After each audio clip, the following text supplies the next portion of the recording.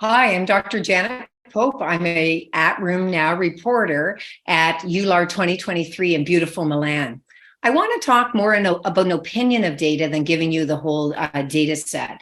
So I've called this title provocatively, "We should put the cart before the T in SLE." And last year, when the CAR T data in lupus were presented, I was skeptical because I thought, I don't know how well this is tolerated. I don't know if there's sustained benefit. I don't know if the patients have to go back on their drugs or not. There is a lot of buzz at this meeting about CAR T therapy and systemic lupus and some other autoimmune diseases.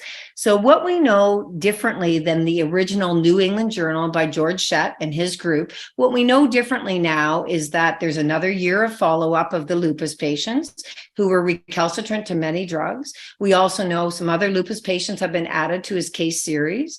We know that there's been CAR T tried at the same site, looking in inflammatory myositis and in systemic sclerosis. So at this point in time, my enthusiasm is high because it seems like I have a more of an understanding that most of these patients with autoimmune diseases don't get a cytokine storm. It's very rare and can be usually managed by a drug like tocilizumab. It's far more common when people have leukemia or lymphoma with huge tumor bulk and lysis of cells. What we also know is that obviously there's priming. It's expensive. It's getting antibodies against the actual antigens of the patient, so to speak. So it's very individualized therapy. But what we know is that you need to really totally, where possible, deplete circulating CD20. So the B cells that are CD20 marked. Then what you do, the CAR T is infused. You're only using a bit of it, so you have some left for later if there's a recurrence. So it's infused in the patient.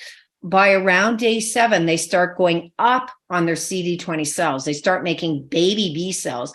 And what's really cool is they seem to be naive.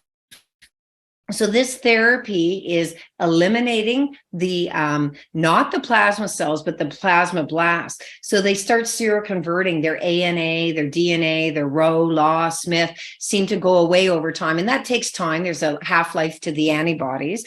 But it seems that it's not really making the plasma cells non-intact. What do I mean by that? They still seem to have their immunity against measles, mumps, rubella, viruses, other things that we were vaccinated against, or infections that we've had, and especially in our childhood. They seem to be long-lived.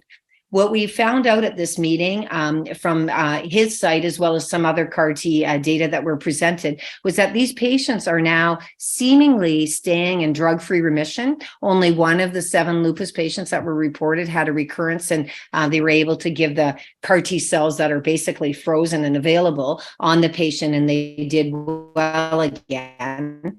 It seems that their quality of life is far better, that they're not even on hydroxychloroquine. All immune suppression is stopped.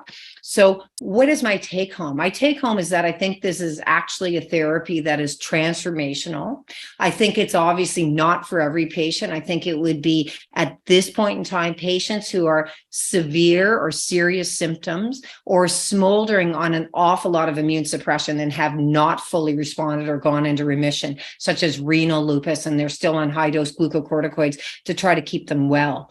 I think later, maybe this will be used in early line therapy, but many of the patients that were treated with CAR T basically had not fully responded to mycophenolate mofetil, cyclophosphamide, biologicals, etc. So to me, I think this holds promise. I think we're going to need proper RCTs, but right now, I think I'm getting closer to putting the cart before the T and having CAR T therapy as an option for patients down the road and giving all our patients hope after proper studies are done.